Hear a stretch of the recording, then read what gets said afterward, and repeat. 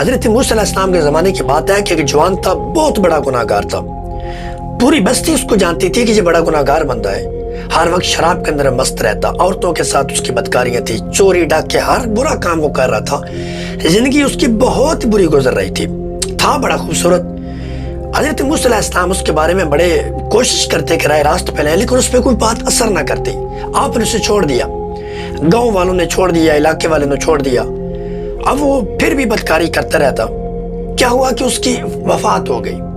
رات کو وقت پیغمبر سوتے ہیں، خواب کے اندر اللہ تعالیٰ دکھاتے ہیں انبیاء کا خواب سچا ہوتا ہے کہ میرے پیغمبر، میرا ایک دوست فوت ہو گیا، فلاں جگہ رہتے ہیں، جا کر اسے دفناؤ اور بستی والوں کو کہو کہ جو بندہ چاہتا ہے کہ اس کے گناہ معاف ہو جائے اور اگلی زندگی جنت میں وہ چاہتا ہے، وہ اس کے جنازے میں ضرور شرکت کرے. حضرت موسیٰ علیہ السلام صبح اٹھتے ہیں، اٹھ کر جب اس جگہ پر پہنچتے ہیں دیکھتے ہیں یہ تو وہی بدکار جوان ہے. بڑے حیران ہوتے ہیں. پھر کہتے ہیں کہ اللہ تعالیٰ کے ارشاد ہے، ماننا تو پڑے گا. لہذا حضرت موسیٰ علیہ السلام اسے وہاں سے تدفین کے لیے تیار کرتے ہیں اور پھر بستی میں جا کر اعلان کر دیتے ہیں، لوگوں آج ایک شخص فوت ہو گیا جو اللہ کا محبوب تھا، بڑی محبت تھی اللہ کو اس سے. مجھے اللہ نے پیغام دیا ہے کہ اگر کوئی بندہ چاہتا ہے کہ اس کے پہلی زندگی کے سارے گناہ معاف ہو جائیں اور اس پر رب کی رحمت ہو جائے، دنیا بھی سنور جائے، آخرت میں بھی اللہ تعالیٰ اسے جنت میں جگہ عطا کر دے، تو وہ شخص اس جوان کے جنازے میں ضرور شرکت کرے. اب جب گاؤں والوں نے یہ سنا تو کہا ہم تو واقعی گناہگار بڑے ہیں، بڑا لمحہ مل رہا ہے، بڑا موقع مل رہا ہے. اگر ہم ایک لمحے کے لیے وہاں جاتے ہیں، صرف جنازہ پڑھ لیتے ہیں، تو یار اللہ دل بدل دے گا، دنیا آخرت سنور جائے گی. سارے بستی والے تیار ہو جاتے ہیں. اب اس کی میت سامنے لا کر رکھ دی گئی. حضرت موسیٰ علیہ السلام نے جنازہ پڑھایا.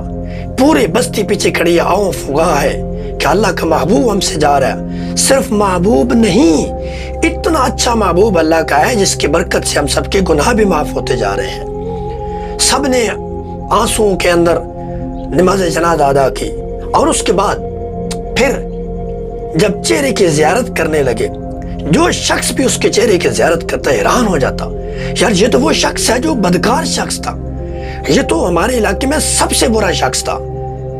بڑی عجیب بات ہے. لیکن انہیں ایک طرف تھا کہ خدا کا پیغام ہے، وقت کا پیغمبر کہہ رہا ہے، بات سچ ہے، ہماری بخشش تو لازم ہے. اب یہ بھی اللہ کا محبوب ہو سکتا ہے، کوئی ایسی بات ہوگی اس میں کہ اللہ نے پسند کیا.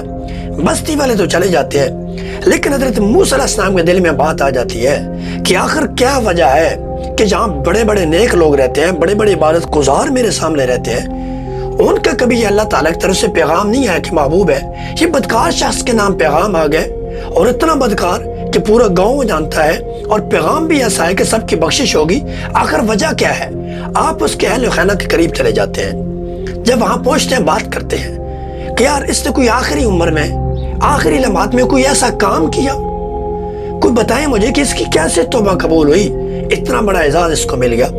تو گھر والے کہتے ہیں اس کی ساری زندگی آپ کے سامنے گزری ہے، گھر کے اندر بھی ویسا ہی تھا، باہر بھی ویسے ہی بدکار تھا. اور جب اس کا موت کا وقت قریب آیا، اس ٹائم جب موت کا رکت اس پر طاری ہو گئی تھی، وہ اس وقت لمبا پڑا ہوا تھا، لیٹا ہوا تھا، تو اس وقت اس کی آنکھوں میں آنسو تھے اور زبان پہ چند کلمات تھے.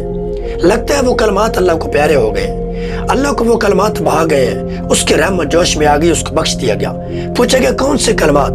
تو کہا گیا جب وہ لیٹا ہوا تھا، اس کی آنکھوں میں آنسو تھے، اس وقت وہ کہہ رہا تھا، مالک پوری زندگی میں نے گناہ کے اندر بسر کی ہے، لیکن ایک بات کا میں نے اقرار ہمیشہ کیا کہ میرا رب تو ہے، اور میں نے اس بات کا اقرار کیا کہ تیرا موسیٰ سچا پیغمبر ہے.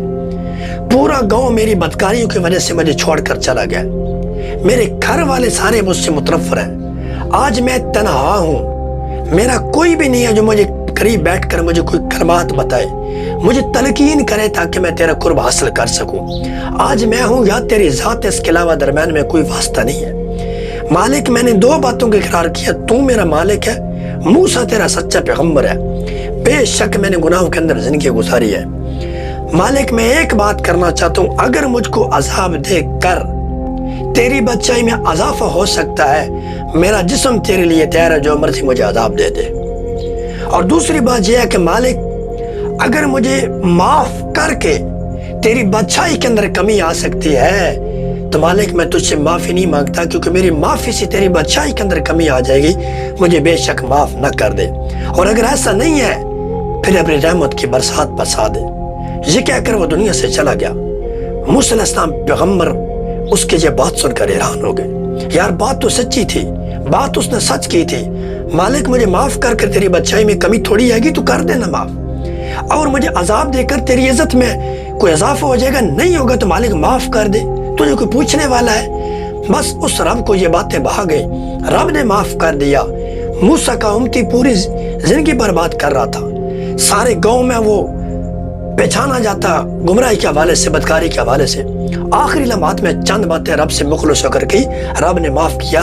हजूर की उम्मती होकर इतने बदकार तुम नहीं है कि इलाके में नाम पैदा हो गया हो। अगर हम अल्लाह के हुजूर हाजिर होकर अपने गुनाह की माफ़ी मांगते हैं तो जरा साहिब सोच, रब ताला महबूब का उम्मती होने के नाते कितना नवाजेगा और कितनी अपनी रहमतों की बरसात करेगा। इसलिए मौत से पहले रब को राजी कर ले, रब माफ़ कर देगा, रब माफ़ कर देगा, रब माफ़ कर देगा।